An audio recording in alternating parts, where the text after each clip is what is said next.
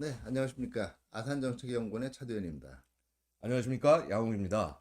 네, 지난 4월 25일 그 북한이 조선인민혁명군 90주년 그 기념 그 열병식을 거행을 했는데요.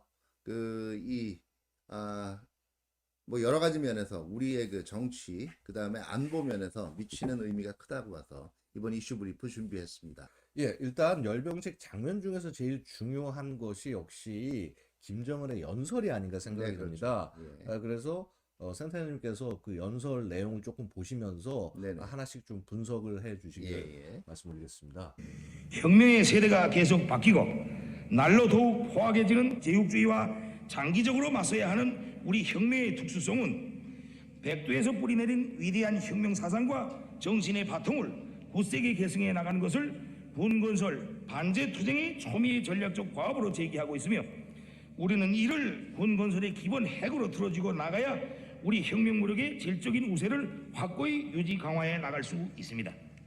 네, 지금 그 이 김정은 연설 그 이 화면 보셨지만은 그 다시 한번 말씀드리면 금년이 조선인민군 인민혁명군 혁명군. 예, 창건 90주년이란 말이에요. 예. 근데 그 사실 북한 정규군의 정식 명칭은 조선인민군이거든요. 예, 예. 그러니까 1945년 예. 2월 8일 날 그 예, 창건이 예, 됐고요. 예.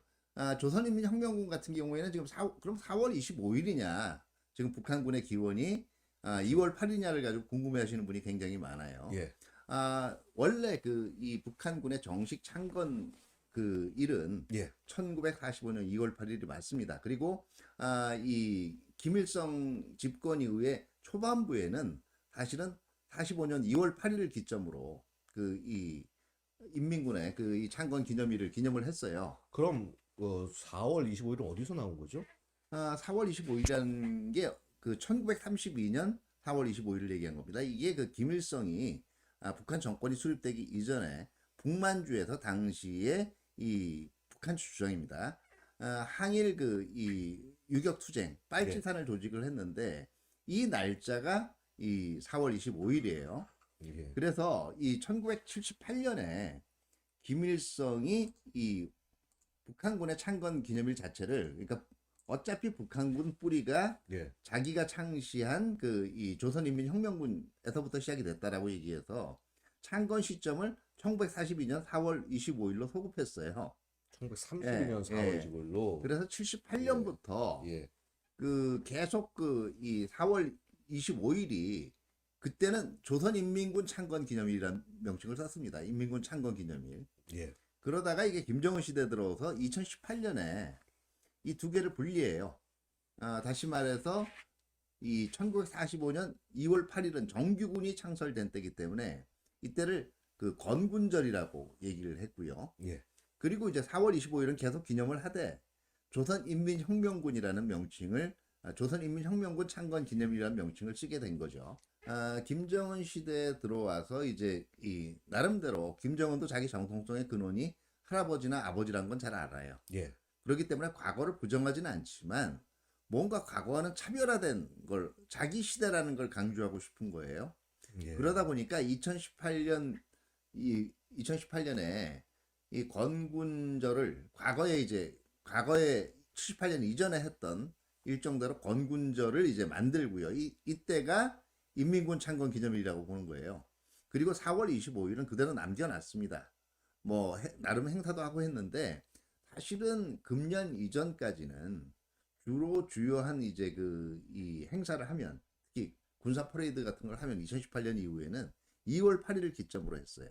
근데 이번에는 이제 4월 25일 날 이 기념 행사를 하면서 대형 군사 퍼레이드도 한 거죠. 왜 그럼 굳이 이번에만 강조했을까요? 글쎄요, 여러 가지 배경이 있다라고 볼 수가 있는데요.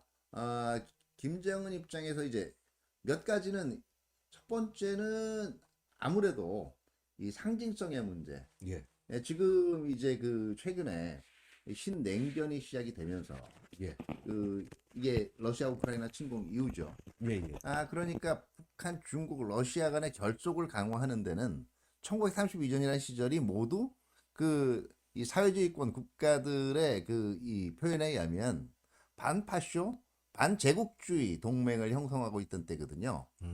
그렇기 때문에 이 관점에서 보면 사실은 결국 중국하고 러시아, 북한이 운명 공동체라는 걸 강조하는 데는 4월 25일이 2월 8일보다 훨씬 적절할 수가 있는 거예요. 32년 기원설이.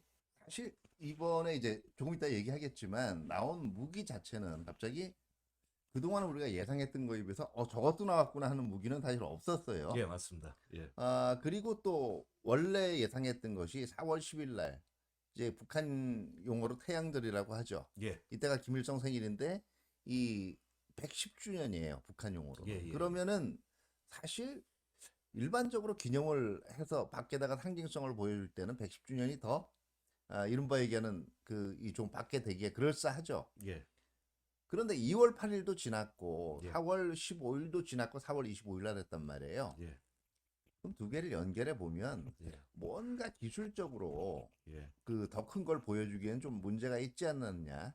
그러기 때문에 근데 뭐 아무 날짜에나 군사 퍼레이드를 할 수는 없잖아요. 그렇죠. 그러다 보니까 이제 상반기 중에 군사 퍼레이드 할 수 있는 마지막 상징성이 있는 날짜가 그 이 4월 25일하고 굳이 얘기를 하자면 그 북한에서 조국 해방 전쟁 기념일이라고 얘기한 6월 25일인데 정준현이 아니지 않습니까? 그렇죠. 정준년도 아니고 너무 늦단 말이에요. 예, 예. 그러니까 4월 25일로 택했다. 이 두 가지 해석이 가능하고요. 아마 제가 볼 때는 뭐 어느 쪽인지는 확실하게 얘기할 수는 없어요. 근데 분명한 거 하나는 그래도 북한의 입장에서 적어도 이미 예상한 거긴 하지만 북한의 핵무력이라든가 아니면 대량 살상 무기 능력이라는 게 결코 무시할 수 없는 수준이라는 걸 이번에 보여줬다라고 할 수가 있겠죠. 알겠습니다. 그러면 이제 또 다음 김정은의 주요 발언을 한번 살펴보겠습니다. 세계 군사력의 발전 추세와 현식이 급속하게 변화되는 전쟁 양상은 우리 군대를 군사기술적으로 더 빠르게 현대화할 것을 요구하고 있습니다. 군 현대화의 구호를 높이 들고 인민군대를 고도의 군사기술력을 갖춘 강군으로 강화 발전시키는 데 전력을 다해 나가야 합니다. 자, 이번에 이제 핵무력을 질량적으로 더욱 예. 강화해 나가겠다라고 지금 연설에서 얘기를 했거든요. 예, 예. 그리고 퍼레이드도 실질적으로 그렇게 강화돼 나가고 있다라는 걸 그대로 보여줬어요. 그렇죠. 이제 지금 실적으로 그 이미 우리가 예상을 했다 그랬는데 사실은 2021년, 2022년에 북한이 이 발사했던 예. 각종 이제 그 이 탄도미사일이라든가 방사포 같은 것들 사실 이번 그 퍼레이드에서 그대로 보여줬거든요. 그러니까 맞습니다. 한마디로 이게 실제로 있다라는 거고 예. 이거 앞으로 작전 배치 조만간에 할 수 있다라는 걸 보여줬다고 볼 수가 있겠죠. 예, 그렇습니다. 그 뭐 좀 이따 분석을 다시 하겠지만은 북한이 결국 얘기하고자 하는 것은 우리가 이런 능력이 있다. 그리고 우리가 그동안 얘기한 것은 거짓이 아니다. 그리고 그것을 실체할 의지가 있다. 이런 부분을 굉장히 강조했는데 사실 제가 걱정되는 것은 바로 다음 발언입니다. 네, 그렇죠. 우리 핵무력의 기본 사명은 전쟁을 억제함에 있지만 이 땅에서 우리가 결코 바라지 않는 상황이 조성되는 경우에까지 우리의 핵이 전쟁 방지라는 하나의 사명에만 속박되어 있을 수는 없습니다. 어떤 세력이든 우리 국가의 근본 이익을 침탈하려 든다면 우리 핵무력은 이외의 자기 돌직하는 사명을 결단코 결행하지 않을 수 없을 것입니다. 공화국의 핵무력은 언제든지 자기 책임적인 사명과 특유의 억제력을 가동할 수 있게 철저히 준비되어 있어야 합니다. 자, 이 연설로 보면은요. 예. 이 북한이 두 가지 목적을 얘기를 했잖아요. 핵무력을 예, 예. 강화하는. 예. 첫 번째 목적이 이제 전쟁 억제예요. 그쵸. 방어하고. 맞습니다. 이 두 번째 목적이라고는 얘기를 안 했어. 근데 두 번째 목적은 전반적인 그 이 맥락상 예. 근본 이익을 수호하는 거예요. 맞습니다. 예. 예, 그러니까 첫 번째 이제 그 이 목적이라는 거는 일반적으로 핵무장을 하는 다른 그 국가들도 일반적으로 표방하는 거예요. 그러니까 핵 전쟁을 막기 위해서 그리고 핵 전쟁을 상대방의 핵 위협으로부터 이제 방어를 하기 보호하기 위해서 핵을 개발한다는 거고 이거는 이제 기존에 북한이 얘기했던 그 자위적 핵 억제력이라는 개념하고도 또 일맥상통합니다. 근데 지금 기본적으로 국제사회에서 인정하는 것이 그나마 핵에 관해서 그 뭐라고 그럴까 가치를 인정하는 것은 억제라는 기능 때문에 인정하는 거 아니겠습니까? 그것도 이제 지금 사실은 NPT상 그렇죠. 그 이 보장이 돼 있는 5대 핵국에 대해서 맞습니다. 이런 정당성을 인정을 하는 거고요. 예, 예. 그 네, 아마 최소한도로 그래도 북한에 대해서 뭐 어느 정도 뭐 북한도 핵가질 수 있지 않느냐라고 얘기하는 분들이 그동안 해온 게 북한도 그래도 방어할 수단이 있어야 되지 않느냐 하는 게 이 첫 그쵸. 번째 논리였는데 예. 지금 주목해야 될 게 두 번째 논리예요. 그 근본 이익이 침해당하면 두 번째 목적을 이제 추구하지 않을 수 없다라는 얘기 아닙니까? 예. 근데 이 근본 이익이라는 게 굉장히 확장적으로 해석이 가능하단 말이에요. 맞습니다. 이 대표적으로 근본 이익이라고 생각해 볼 수 있는 게 그런 거예요. 가령 북한이 얘기하는 그 체제 안전 보장 얘기를 하잖아요. 그렇죠. 이 체제 안전 보장이라는 게 결국 수령 독재 체제의 유지거든요. 맞습니다. 그러니까 수령 독재에 방해가 되는 위해가 되는 이제 그 요인이 발생하면 북한이 먼저 핵 공격을 받거나 핵 위협하에 놓이지 않아도 핵을 먼저 쓸 수도 있다라는 지금 얘기를 해버린 거예요. 북한이 예. 재래 도발을 하잖아요. 예. 재래 도발을 해서 우리가 여기에 대해서 재래적으로 대응하려고 해도 재래 대응하면 이게 근본 이익이 훼손되기 때문에 핵 사용할 수도 있다. 이제 이런 논리들이 나올 수가 있는데 또 하나 재미있는 게 예. 이거 어디서 많이 들은 얘기예요.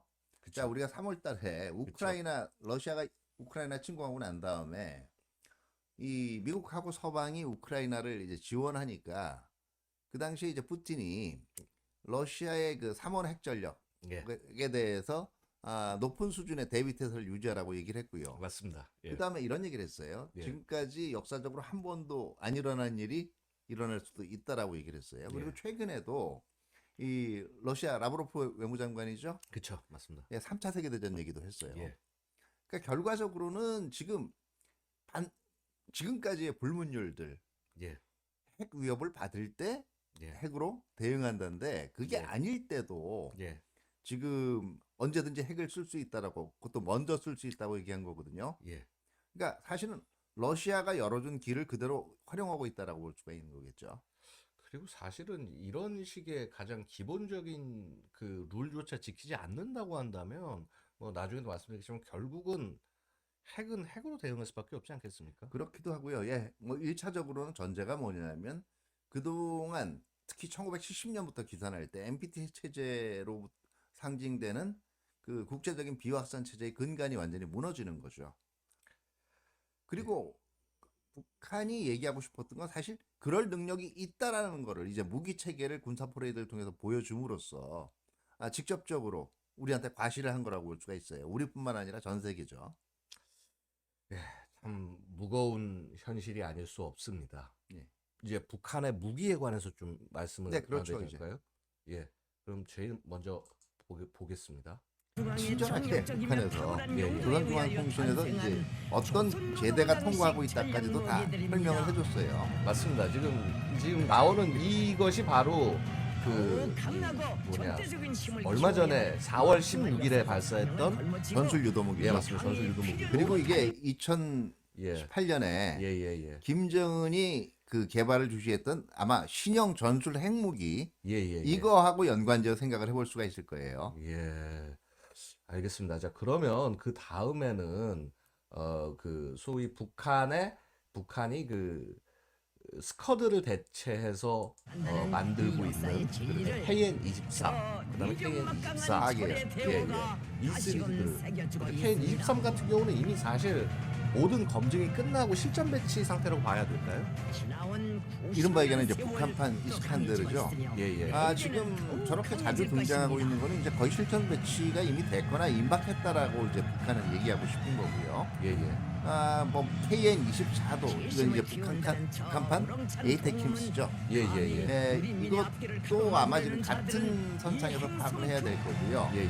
지금 이제 얘기한 북한 아까 얘기한 전술 유도무기 같은 경우에 이게 앞으로 이제 코드네임이 어떻게 붙을지는 모르겠습니다만은 KN 그 23, 24에 이어서 아마 더 개량형이고 신속 발사가 가능한 형태로 되어 있는데 문제는 지금 현재 북한 그 이 핵무장 상태로 봐서는 앞으로 탄두수가 늘어나면 여기도 얼마든지 이제 핵을 얹을 수가 있다라는 거고 지금 이 전술 유도무기도 그렇고 이 북한의 그 이 각종 단거리 미사일들 여기 모두 지금 핵 탑재가 가능하다라는 게 지금 우리의 딜레마겠죠.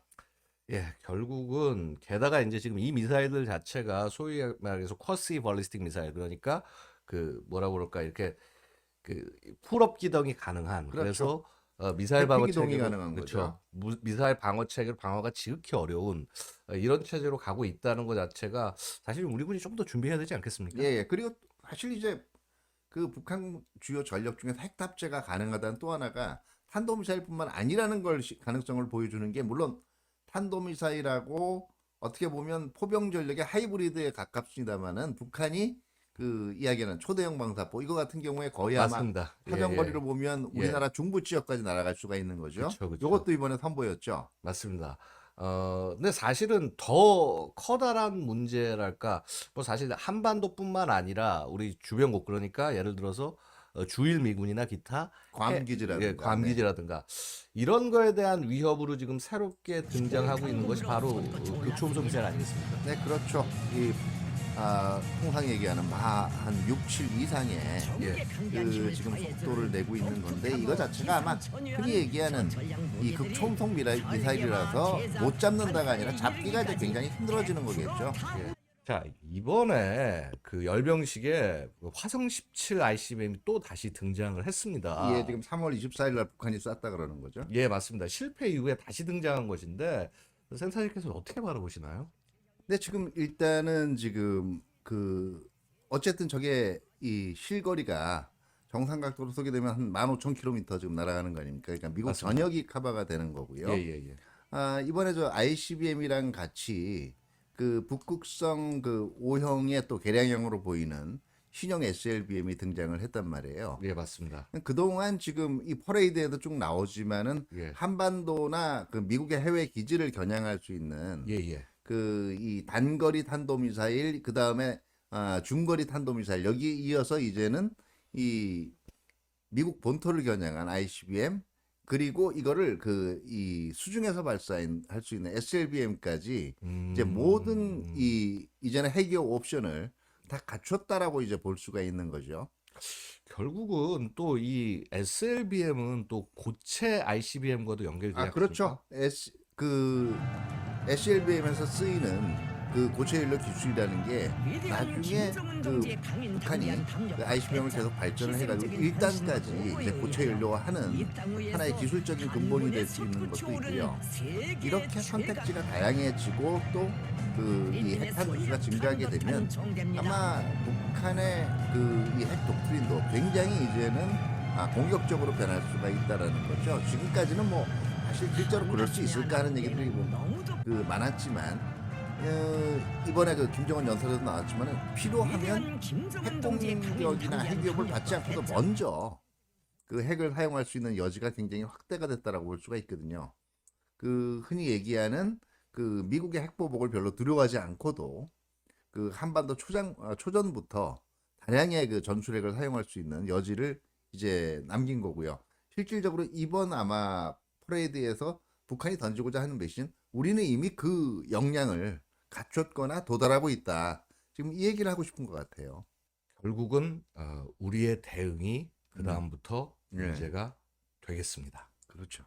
특히나 북한의 핵을 억제하기 위해서는 우리 스스로의 힘도 중요하겠지만 결국 핵은 핵으로 억제를 해야 되는 것이고 결국 우리가 한미 동맹의 어떻게 보면 21세기의 새로운 가치는 역시 핵 억제, 재래전은 그렇죠. 우리가 막더라도 핵 억제만큼 미국이 확실히 해줄 수 있어야 이것이 뭐 우리에게 동맹의 이익이 아닐까 생각이 됩니다. 그렇죠. 기본적으로는 그 이 확장 억제의 공약이 실적으로 이행될 수 있도록 조금 더 정교화하는 작업도 시작할 거고요. 아마 이제 우리 입장에서는 사실은 이게 전적으로 미국 혼자서 이걸 동원해 사용할 수 있는 것보다는 한미가 같이 사용할 수 있는 이 공유성이 높아져야 될 걸로 분명히 생각이 되거든요. 그렇기 때문에 이제는 제가 보기에는 그동안에 이게 여기까지 갈 수 있을까 흔히 얘기하는 전술핵 재배치라든가 아니면은 이제 나토형 그 MPG라든가 예. 아니면 한미 간의 핵 공유 개념 같은 것도 뭐 가능성을 열어두고 다양한 대안에 대해서 이제는 한미 간에 협의를 해봐야 되지 않을까 생각을 하고요. 예. 이게 아마 지금 5월 달에 이제 출범하게 되는 새 정부에서 한미 협의를 집중적으로 해나가야 될 분야들이 아닐까 생각이 됩니다.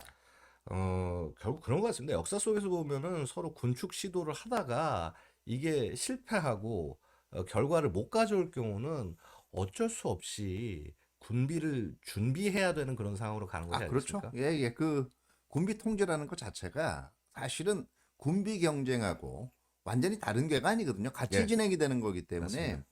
일단 우리가 거기에 상응하는 전력이 가지고 있다라고 생각을 해야 쉽게 얘기하면 우리가 상응하는 전력을 가지고 있기 때문에 북한이 이걸 가져도 소용이 없고 경제적으로 부담만 된다라는 생각이 있어야 그때 아마 진지하게 군비 통제도 그렇고 비핵화 부분도 이 대화가 시작될 수 있지 않을까 이렇게 생각을 합니다. 예, 뭐 한번 이렇게 저희가 조금 뭐 짧게 하려고 했는데 약간 좀 길어진 것 같습니다만은 북한 열병식을 통해서 우리가 주의해야 될 점, 네, 우리가 앞으로 대비해야 될 점 이런 부분도 한번 논의를 해봤습니다. 예, 예. 그 오늘 그 이 4월 15일 날 그 이 열렸던 북한의 조선인민혁명군 90주년 기념열병식이 가지는 의미에 대해서 그 이 아산정책연구원 우리 아산정책연구원의 양옥 부연구원과 아주 의미 있는 대화 나눠봤습니다. 감사합니다. 예, 감사합니다.